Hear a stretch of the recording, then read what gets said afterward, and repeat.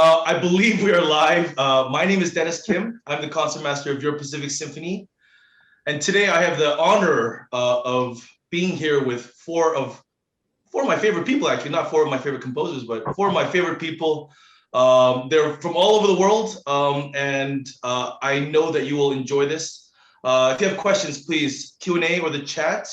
But we're here today with four living composers who are they're working, they're having their music played. I mean, they're successful, they're famous, and all these amazing things. So it's gonna be an amazing hour, and I hope you enjoy. First of all, welcome all of you. Welcome Sheridan, David, Søren, Amanda. It's great to see you during this pandemic time. Absolutely. Great to see you, Dennis. Yes, great to see you. I don't really even need to be here. I mean, these four people can talk, each of them for an hour without any interruption or any encouragement. So this is gonna be a little bit tricky, and the hour is gonna go very quickly. But first of all, let's just talk a little bit about, for those who don't know you, a little background of who you are, where you are during this pandemic, and what your day job is. Amanda, please. Thanks, Dennis. Hi, everybody. First of all, it's really great to be here with these amazing composers who I've never actually met in person, but I'm a fan of all of their music and have listened to a lot of it. This is exciting. So I live in New Jersey and I teach at Rutgers, and I compose during the day, and I have two kids, and yeah, And more importantly, how do we know each other? Most importantly, Dennis and I have been friends for about 5 years, I think. So we meet up every summer at Interlaken, and we have spent lots of time together playing ping pong and going to the Hofbrau and playing music together. And he's always a huge highlight of my summers. And hopefully we'll be able to see each other again this summer. Hopefully, definitely. Søren, thank you for joining us. You're not in the US. A little bit about yourself. Yeah, I'm sitting in Berlin here right now. I'm trying to not talk too loud because it's 2 o'clock in the middle of the night here. And I have 3 sons who are sleeping in the rooms next door. So I'm trying not to wake them up. Yeah, I'm German, Danish. Grew up mostly in Denmark, and I studied piano. And at some point, I switched to composing. Suddenly felt that was more what I wanted to do at that time. But I conduct as well, and I can tell those listening that I met Dennis in Seoul in Korea. I believe Dennis's wife and my wife, they have been friends for a long time since studies. But we met when my wife was playing as a soloist with Seoul Phil, and Dennis was simply saving the concert as a concert master, pretty much taking over the leading of the orchestra, and everybody was very grateful for Dennis being there. And I then had a chance to ask Dennis to play my violin concerto in Macau. And that was sort of how our professional relationship came out, and out of that then came a great friendship. No, it was amazing because you now. Yeah, exactly. No, that concert was, I mean, it was memorable for many reasons, but he asked me, can you, I have a premiere coming up in Macau, can you play it? And I said, oh man, you look like you write hard music. I don't know. And, but he showed me the music, and it was actually not as difficult as I thought. And it was an awesome piece. So first of all, thank you for being here at 2 in the morning, and hopefully your boys and wife don't get up. Sheridan, where are you and what's going on? So I live outside Philadelphia, Pennsylvania, and Dennis and I went also at a summer festival, kind of like with Amanda and Dennis. We met at the Atlantic Music Festival in Maine, and trying to remember the exact circumstances of our meeting, but we were both teaching there. I was teaching composition and he was teaching violin and concert mastering the orchestra there. So yeah, we hit it off. I think we saw eye to eye musically, I guess, and friendship grew. I'm not as good at playing soccer as Dennis is, but I'm still working on that. Important to know. Yeah. Thank you for stating that. But anyway, I grew up in Philadelphia, so that's where I'm from, and went to school here and kind of have deep roots here. And so yeah, and Dennis has been all over the world. So it's I know that I'm probably not supposed to have two Curtis composers, but we have two Curtis composers here tonight. Professor Ludwig, what is your day job and where are you right now? I'm David. I'm 25. I enjoy hunting, fishing, and water skiing. I like to go out and have fun, but sometimes I can stay home and watch Netflix and sorry. Yeah, I teach at Curtis. I'm the chair of composition there. I don't know where did we meet, Dennis? Because you were there before me, because I think you're significantly older. I'm pretty sure. Okay, next time don't invite David. I gotta remind myself. Gosh. No, but seriously, where did we first meet?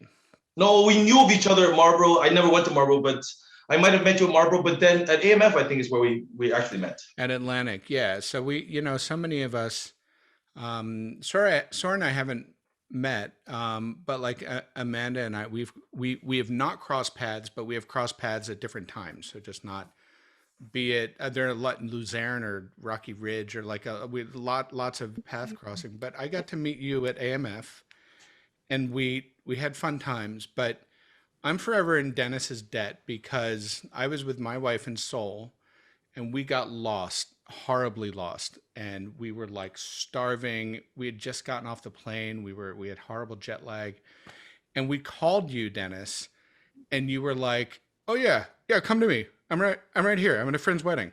And so we went to you, and you took us in that night, and I don't know. I always feel indebted to you for that because who knows what would have happened. Oh, no, Dennis, then you drove us around the city. You are the best host. So I give you a hard time, but it is with all love and respect. And you're a pretty darn good violinist too. So it's been wonderful. Oh, thank you all. Together in every way. Yeah, that should be the end of the mixer. That was lovely. But I mean, Pacific Symphony has relationships with many composers, Peter Boyer, of course, John Williams. But I wanted to bring a couple of my friends because this is my mixer. And all these four musicians I've played all throughout the world. Wherever I go, they say, "What do you want to play?" And yeah, I don't want to play Mozart and Beethoven and Brahms because there are a lot of people who do that really well. But I feel like it's my responsibility to keep new music alive. And more importantly, the music that these people write is more fun for me to play than sometimes than Mozart, Beethoven, and Brahms.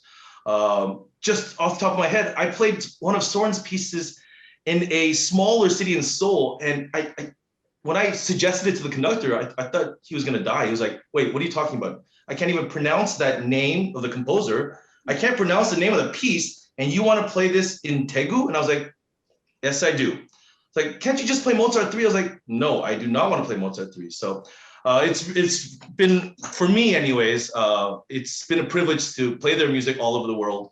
And I hope that we'll have a few clips tonight and you get to hear, please, Professor David. I have a question for you, Dennis, which is, you just said something really interesting, which was that you enjoy playing new music and doing things a little differently. And you could easily just have a career playing the Brahms and the Beethoven and all this, and just kind of staying on that narrow path. So I'm curious, what is it? What is it about playing new pieces and even, by friends who give you a hard time? What is it that's different or exciting for you? What's exciting for me, and again, in some ways, I feel that all four of you, and of course many others, are kind of like superstars. You're like the Brahms and Beethoven of today. And to work with you guys and to be part of that creative process, because I have none of that. I don't compose, I don't even improvise. So when I see you guys write music and to be a part of that, that's what I love. and all four of you are really weird. So I don't know how you do what you do, but the music you create is to me, anyways, very magical. And I lived in Asia, Europe, and America, and I'm going to be honest, it's not as easy in America to play music. When I lived in Finland, every week there was a new piece on the program. Asia was a little more like America. We have to sell tickets, so you put a piece that no one knows. Some people will shy away, but I hope that changes soon. I hope that changes one day, and I hope people like you will be leading in that field. Because for me, I think if we don't play new music, I think that our art will eventually die. Don't get me wrong, I love Brahms. I love Brahms more than all four of you, actually. But I don't know Brahms. He didn't write anything for me personally. But that's why I love playing new music, and I love playing your music. And thank you for doing what you guys do. Because, well, you four are of course not the example, but it's not the most lucrative profession. We don't have only John Williams, so I'm grateful to all of you. And of course, it doesn't work with you four because you guys are all rich and famous. And you guys, David, aren't you on a yacht right now? God, that's what I thought. I'm actually, this is my houseboat, and it floats down the Schuylkill River in Philadelphia. It's actually wider than the river, so it's a little awkward, but yeah. So now to get a little bit more serious, during the pandemic, what have you guys been doing differently, or has it just been same old, same old? Sheridan, what have you been doing during the pandemic? Like some of my colleagues, I suspect, or in some cases know, like one of my other things that I do is I teach. That's one of my other income streams. Most of us are not like only composing. A lot of composers these days have like a pretty diversified, musical portfolio and stuff like that. And I think it's good. I mean, personally, I think it's healthy. I think it's nice I enjoy teaching. I don't want it to be the only thing that I do, but it's certainly important to me. So I've been continuing to do that online. Yeah, I mean, I've been doing, I'm also a church musician. So I've been doing, music for church, only just, changing how we do it and, arranging instrumental pieces and stuff like that. Might not do as much in person. So, yeah. And, writing music whenever I get the opportunity to. It's, like some of my colleagues, I have kids too. And so they've been home mostly. And, we've had my wife and I have had our hands full juggling work and kids and stuff. So I pretty much only write music when I'm when somebody comes and says they want to pay me to write something. I do, it sounds bad, like I don't enjoy it, like I love it, but that's usually how you can, force yourself to actually do it. Is that kind of opportunity. So I've had a couple, things like that, and for like online kind of concerts, obviously. And so we've done some stuff like that, but adapting and learning some new skill sets. I'm becoming a better video editor. If you ever need anything, guys, let me know. No, I mean, I'm going to be a little bit honest. I would love people watching and when people watch us later, our board members and whoever may be, to see living musicians and composers and start commissioning and I would love to play a different concerto by one of you guys every year. That's would be amazing. I don't know if that's the case, and hopefully, of the people watching today, I hope that you guys can send in your donations to Pacific Symphony to get new music played. But in all seriousness, I mean, that would be amazing if something like this mixer could be the start of some kind of project. That would be amazing. How about you, Amanda? What have you been doing? I've been keeping pretty busy, writing a lot and also playing. I've been playing with my friend Erica Peel, who's a piccolo flutist with Philadelphia Orchestra, and her husband Jason Sudduth, who's English hornist. I wrote a trio for the three of us, and we do these virtual rehearsals where we send each other recordings, and then we do our own recordings and send them back. And we did a bunch of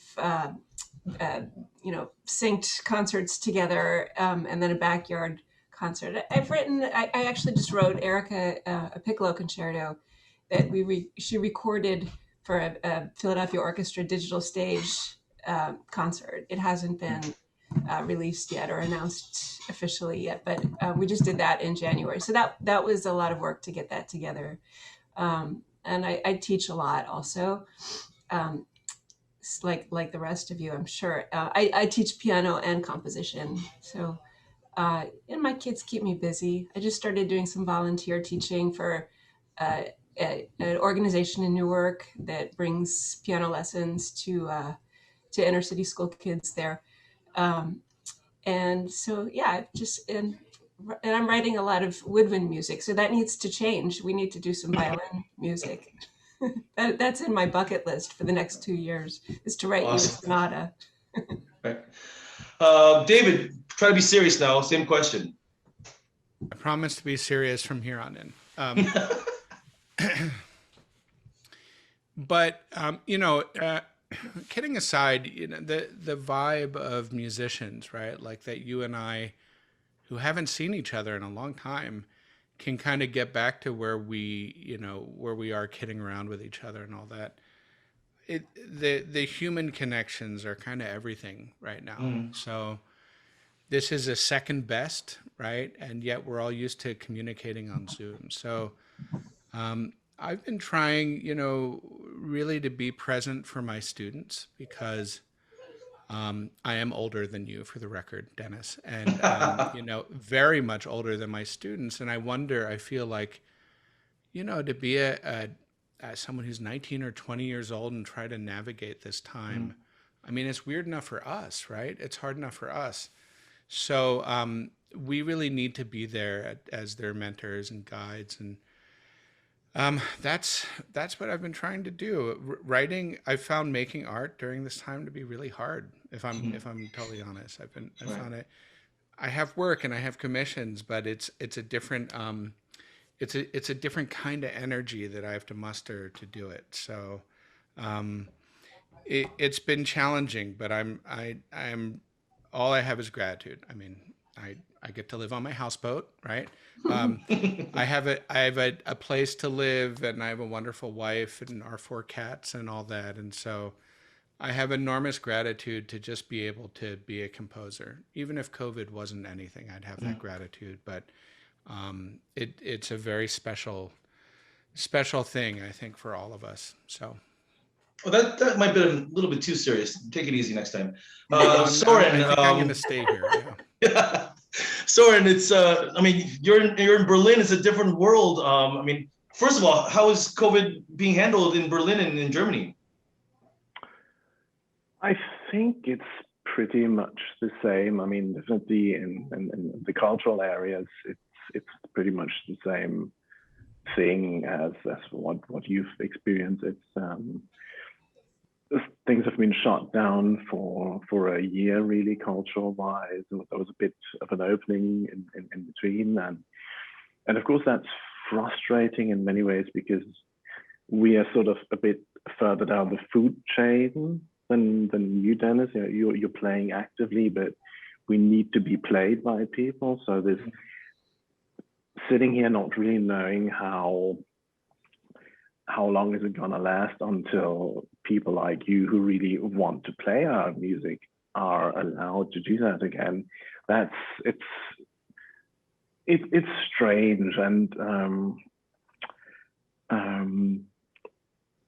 it'll come again, of course, but right now, it feels hard in a way. Just like David said, to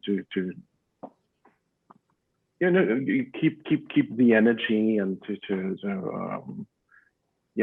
just go ahead and do things. I still feel super lucky in our situation, and maybe the age that we have. I mean, with family and all, I've actually been enjoying this time immensely. You already said before that, well, I have 3 sons. 2 of them are very young. So this is something that the family now can actually have a time to adapt to. And that's something that as a musician, that's something we maybe not really are so good at, to take time from the family. Right. Now we're really forced to do that because, kids are at home. And so now we're 5 people, we have to get to know each other, and we're really forced to explore, get to know each other. That's really a great thing. And the other sense that I feel lucky is that during the last years, I've been going mostly to writing opera, which is longer perspective of commissions. So I'm still working on the opera that I worked on 1 year ago. And well, I heard it's been postponed probably for a year, so it's not going to be premiere 22, but it's going to be 23. But you know, on a large scale, that doesn't really make such a big difference. So yes, I can sit here, I can work on the same project, and in the meantime enjoy family life, where yes, for many younger colleagues, that's quite hard right now. I'm often thinking about these colleagues that maybe 10 years younger than us now, and who were just in the beginning of establishing something. That is hard to really have to fight and not have that perspective. I mean, for those of us who now have reached this point of sitting here and doing a mixer with you and having a name already, we'll be fine. But I think it's a tough time for especially younger colleagues right now. No, I totally agree. I mean, David invited me to do a mentorship at Curtis, and we had a TA, or someone who's at Curtis, incredible violinist.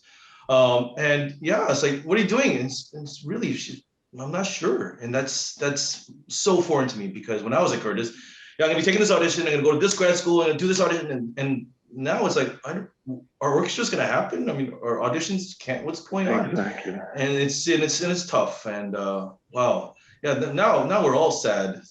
Gosh, I should have told you not to be serious, David. No, but Dennis, it's such an important point, because even COVID aside, the pathways towards having a career as a musician is totally different than when we were in school. I mean, Sheridan I've known Sheridan since you were a teenager. Is that right? Like you were 16? Yeah, that's right. Yeah, it's crazy. Wow. Yeah. And now you're much more mature than I am, so that's. I don't. But you know, the pathways to becoming a musician now are not as clear. You know, but that's actually one reason why I had asked you to be a mentor. We have this network of alumni teaching, people who had been involved in summer programs teaching as well, because Dennis, you're a concertmaster in a top orchestra, right? So you have that affiliation, but you do music festivals, you play new music, you have a very broad kind of project-based career as well. And so those are the kind of role models that you want for young people to see, that there's not just one path, right?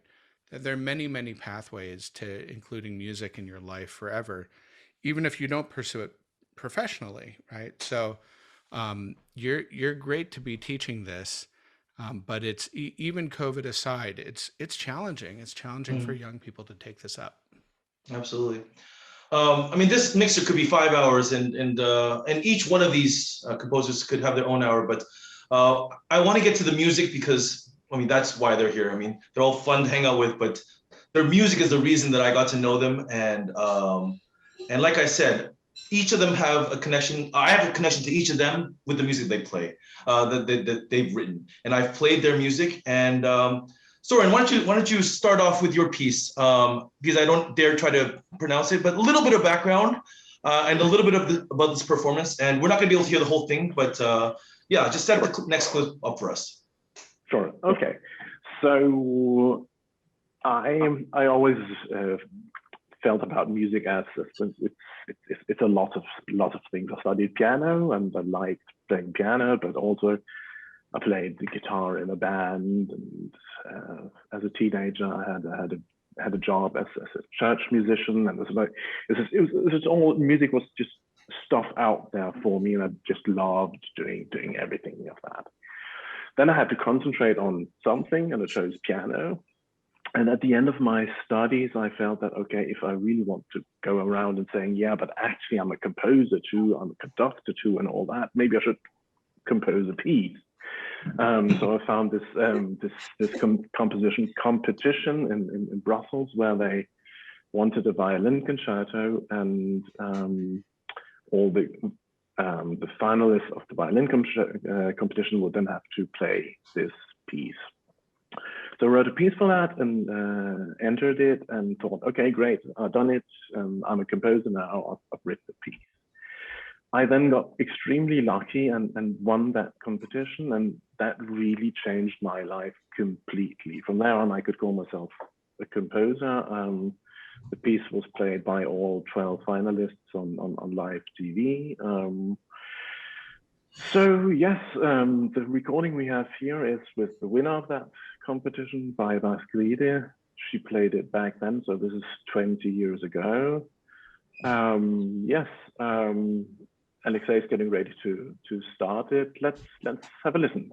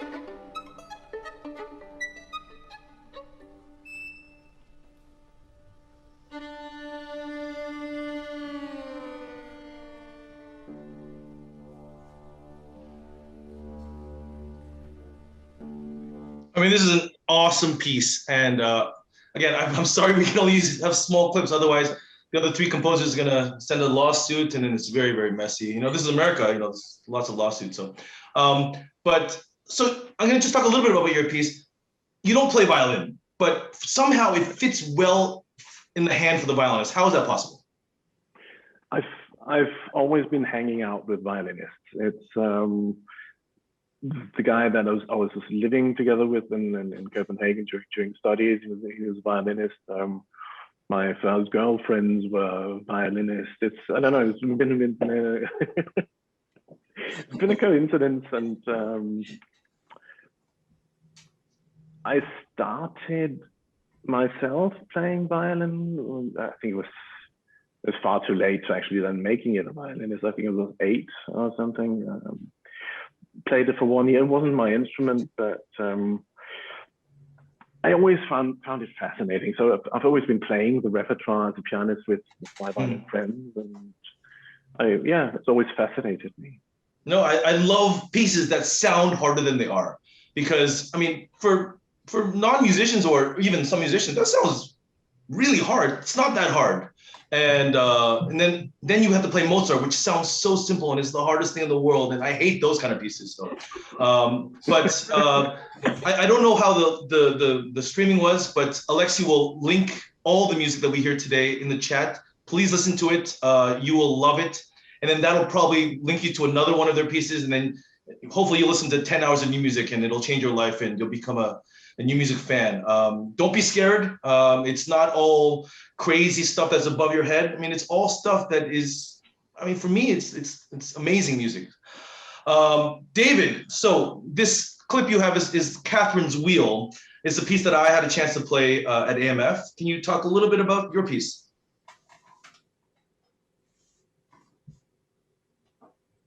You're muted. I know, I had to get back here. So it's called The Catherine Wheel. And I wrote it in 20 years ago, in 2002. So it's not the language I write in now, but it's something that still feels like me. So that's kind of what matters. I wrote it after 9/11, actually. So I wrote a lot of pieces commissioned after 9/11 that were kind of a lot more reflective, actually, than anything else. So This one, Saint Catherine of Alexandria, was martyred on a Catherine wheel. So that's this. But this middle movement, a Catherine wheel, is also a piece of a stained glass. When you go into a cathedral or a church, the round shaped stained glass. And so this movement is meant to evoke cathedrals and has a very kind of medieval sound to it. And also has a kind of kaleidoscopic color changing, like stained glass, the light filtering through stained glass. So this recording we just found now. I wrote it for Catherine Needleman, different spelling, but than Catherine Wheel.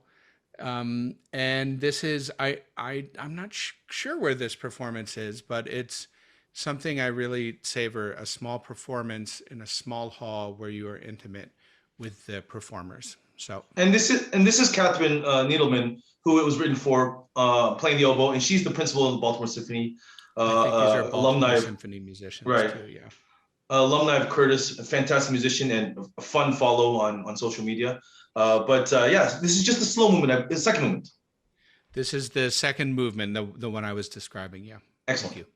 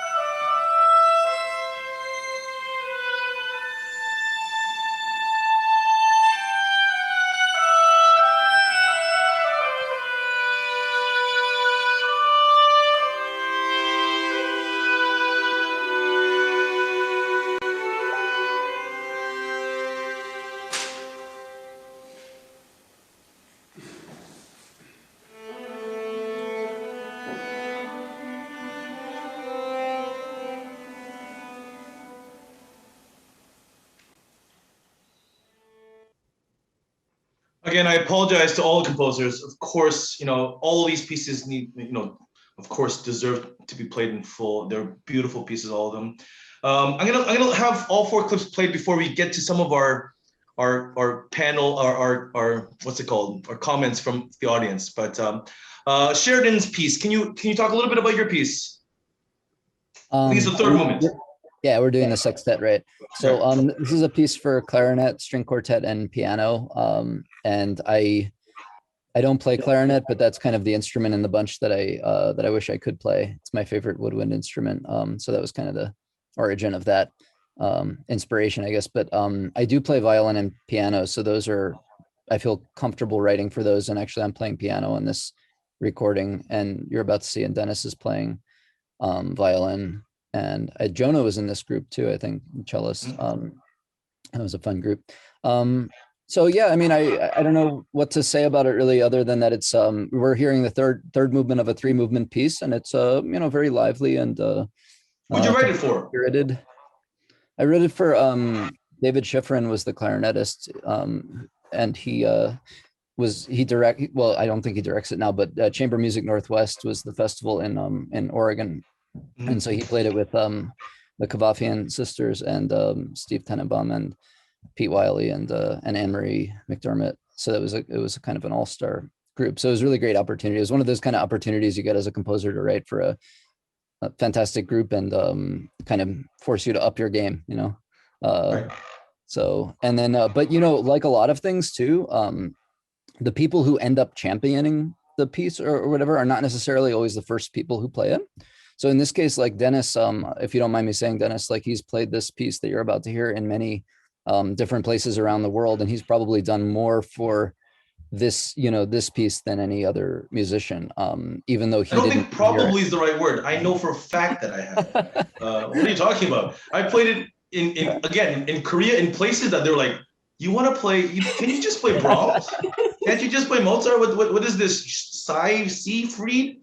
Koreans have trouble with English names, and I was like, no, I think you'll like it. And no, it's worked in many places.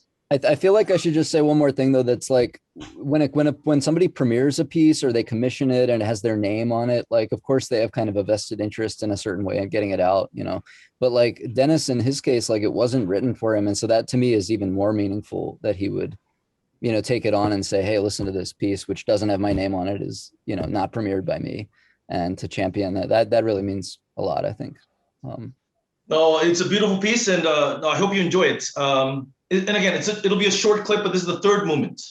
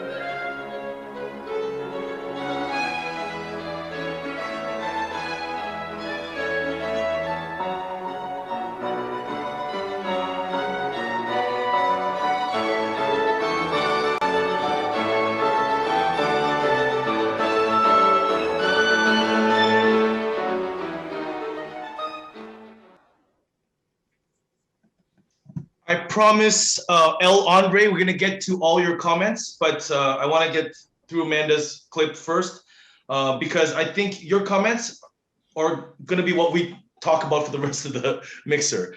Amanda, can you talk a little bit about your clip? Yeah, I'll talk briefly. I wrote Prayer in 2011. My mother was diagnosed with cancer, And it was just, it's an immediate emotional response, as we composers do when we write music. Sometimes we get a powerful response, and that was prayer. It started out, my mother's fine, by the way. So it's fitting that Dennis did this at a quarantine concert, because it is all about healing, this music for me. And it started out actually for viola. It was the middle movement of my viola concerto. And this is a recital version. And it's nice to hear Sheridan saying that about Dennis, championing your work all over, even when it's not, when you didn't write it for him, but he ended up, getting it out there. This is exactly the same thing with prayer. And Dennis is, it's hard to imagine. I can't imagine somebody who knows this piece better than you. No, it's, again, I wish I could play it on viola or flute, but I really have played this in places that you can't imagine. Just one fun thing is, so we were doing this celebration in Buffalo for the radio station, and they had the big guns come out. Tim Fain came out, and Augustine Hedlish came out, and then they had the Concertmaster of the Buffalo Philharmonic, and they played Paganini, they played all this crazy stuff, and I was like, yeah, I'm not gonna do anything like that. I'm gonna play something a little bit different, and I played prayer, and it was great because I love that people are like, it was so nice to hear new music, first of all, and something that wasn't like just all fireworks and all the bells and whistles. So no, it's a piece that I love, and I've again played a lot. I've played all four of your pieces, Søren, David, Sheridan, and Amanda. I mean, I played your music all over the place. A little bit because I'm lazy, but also because I love it. I hate learning new stuff that's hard, but David, what was your Hebrew melodies? Hebrew something, and you always started by saying, "How Jewish are you?" When someone asked, what was that piece? No, that was a story. I wrote a cantata for Hanukkah, and someone asked No, me it was a piece with, and I said 87.5%. I mean, there's a anyways, Ladino songs. Maybe that's it. Anyways, but it was like, and I played it somewhere. They're like, "Dennis, are you Jewish?" I was like, "That's not the point. I love this music. I believe in this music. That's why I play it. I'm not Jewish, obviously. And I grew up with a Jewish education." Was but it come Three on. Yiddish Dances? Was it? Yes, one? it was. Who did exactly. play that? I think also with Jonah. Maybe Jonah Yes. played the. Yeah. Sorry, Amanda. I didn't mean to get off topic. But yeah, this is a piece that I've played all over. And I played actually here at Pacific, not only for the quarantine clip, but also for a small celebration in the hall. And music director loved it. So fingers crossed. And again, I don't think we have time to listen to the whole thing, but we'll hear just the opening. Hi, my name is Dennis Kim, Concertmaster of Your Pacific Symphony. Today I'd like to play a piece called Prayer by Amanda Harberg. Amanda Harberg is a friend of mine who was a professor at the Rutgers University in New Jersey. And she wrote this piece when her mother was sick, and after she wrote this piece, her mother got better. So I hope it has the same effect today. I know many of you are suffering at home, stuck, some ill. I hope that this piece can give you a little bit of joy, and hopefully it has the same healing power as it did then. This is Prayer by Amanda Harberg, and today with me on piano is Heon Kim.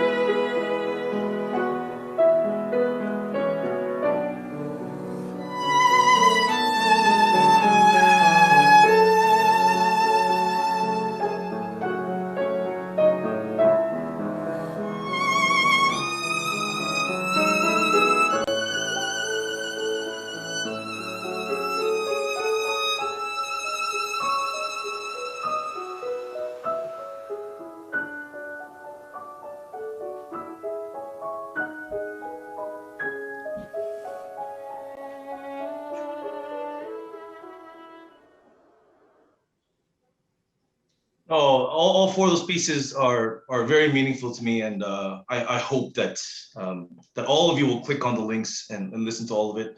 And then, like I said, listen to all their other stuff because they're amazing composers. Okay, don't be worried, El Andre. This is we're gonna talk about this, and these four people are gonna tackle this. Okay, so we're gonna start with your first comment.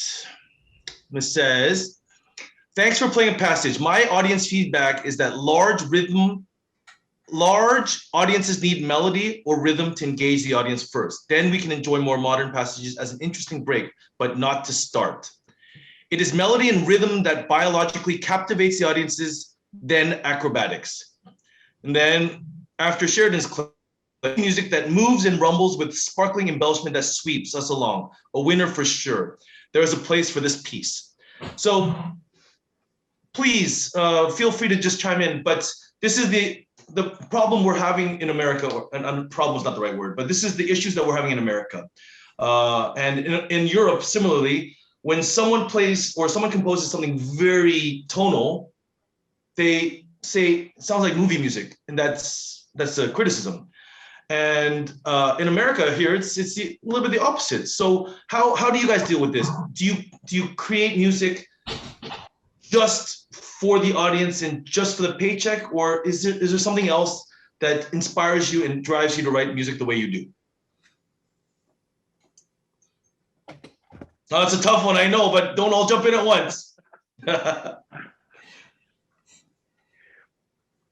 Let me start with this because yeah, the comment started with commenting on my piece, and I want to go into what you said there, Dennis. Yes, it's amazing how big the difference is between yeah, I would say the last 50 or 70 years, the music of Europe and America. And I discovered that when I was at the Tanglewood Music Festival, because when I had just won this competition with this piece, I faced lots of criticism in Europe because my piece was much too melodic, much too straightforward rhythms, and people felt I was criticized for that being too much of a cliche, too much film music, as we say.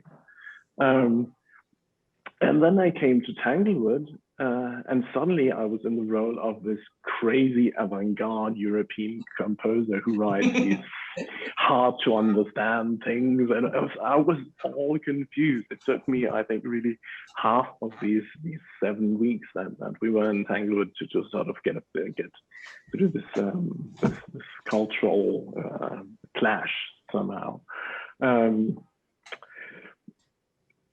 I think music can do lots of things. It's true, of course, to say that melody and rhythm are some of the most important things in music, but music is so much more. Take sound, colors. You can have fantastic Debussy things where there'll never be a melody, there'll never be a rhythm, but you have these sound colors coming in. You can be haunted by music that seemingly doesn't really make sense in any sort of way, of that Beethoven would have had. It can be disturbing. It can be psychological.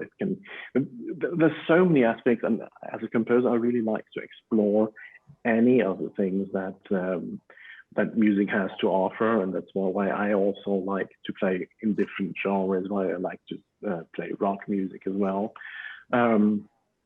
So yes, it's true. Melody, rhythm are sort of say some ground pillars in music, but as a composer, I feel grateful that there is so much more, and often that's the things that fascinate me the most.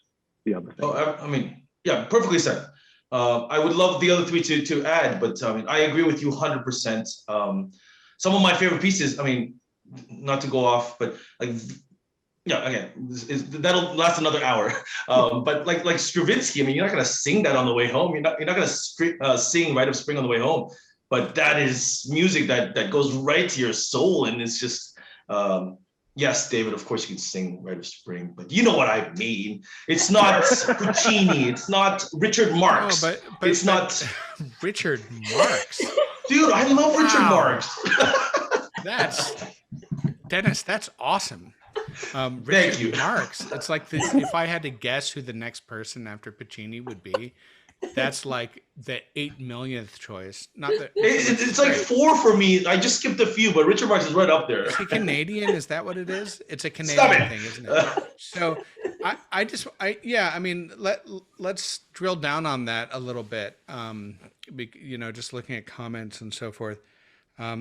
I had heard Amanda's piece before, and I love that piece, and it's a gorgeous piece. It's a like a heartbreaking piece, a beautiful piece.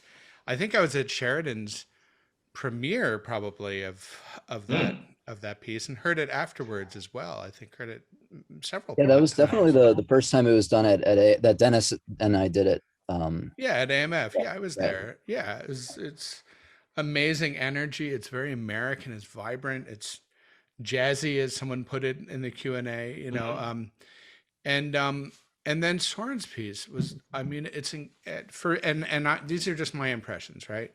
Incredibly, it's virtuosic, but like every single note is there for a reason, and it's gorgeous, and the gestures are dramatic and vivid, and like, look, there are composers now. Here we are, just as there were composers 100 years ago.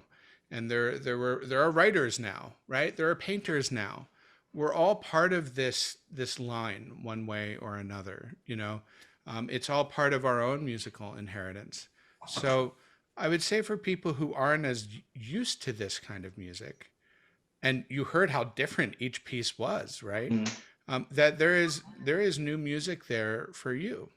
And I know people who actually are not that interested in the kind of canonical works, and they love going to concerts to hear new pieces because they've never heard them before, right? Like, imagine going to movies and all you saw was Casablanca over and over again, which is a great movie, don't get me wrong. But so there's something about the excitement of discovering something new and being very open to it. And, Copeland wrote, being able to listen to music in an open way is itself a talent, right?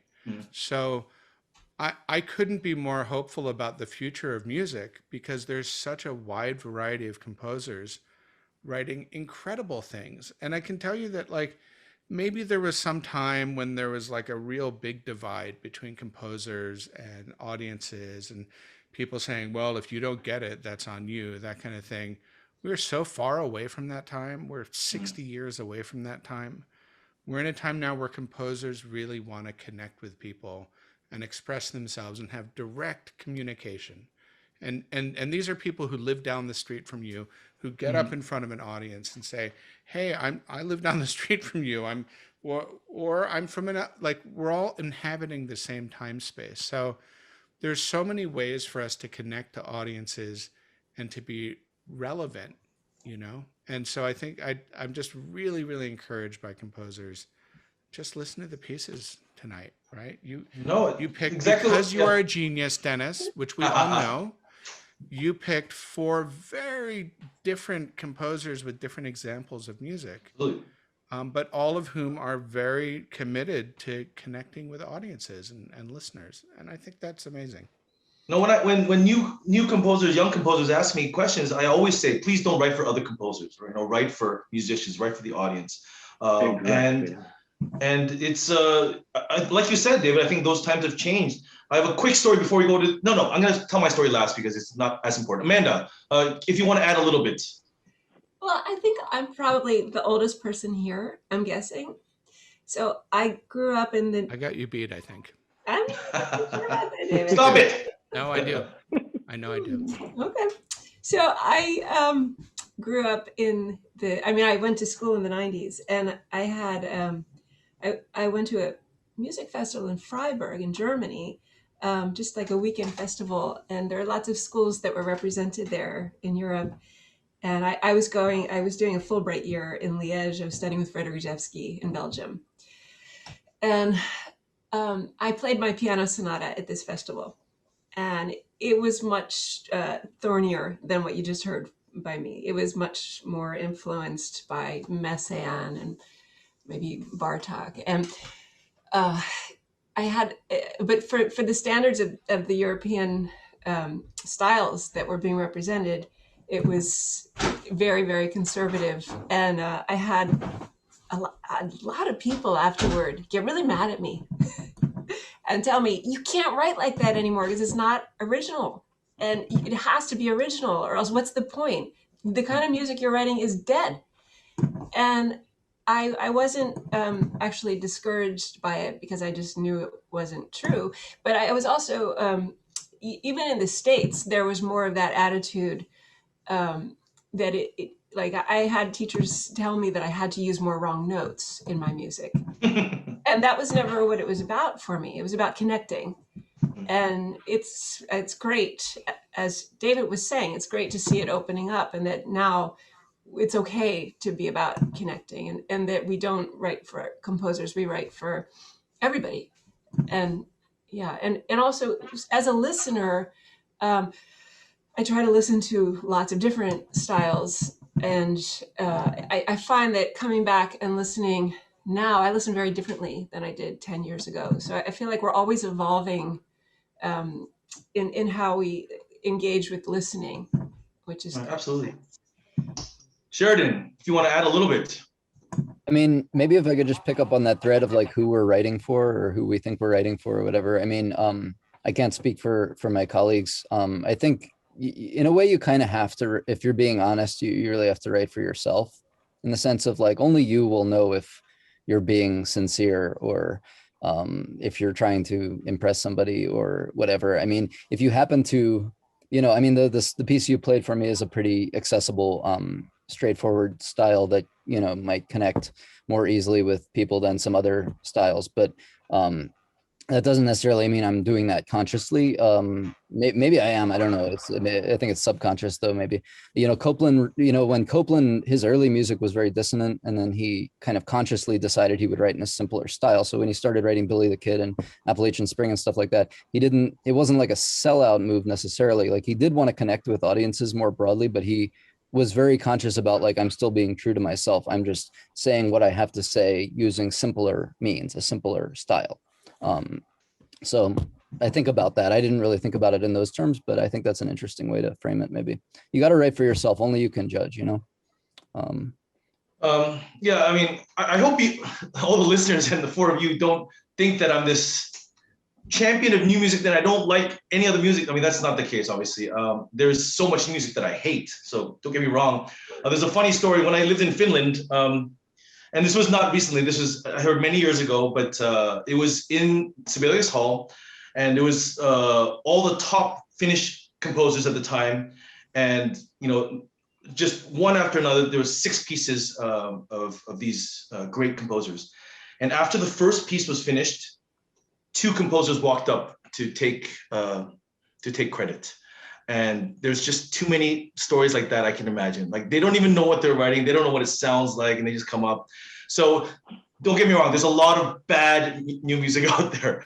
But like everything else, you have to pick and choose and find what's right for you. And for me, these 4 people are 4 of the people that I think are leading and taking us to the next generation and teaching the next generation, which is fantastic.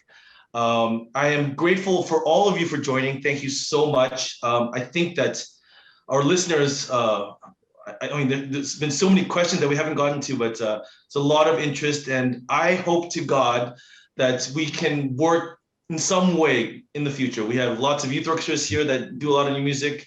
I will tell Carl about you guys. I'll tell our CEO. I'll tell our donors. But I would love to perform new music by you guys in the future.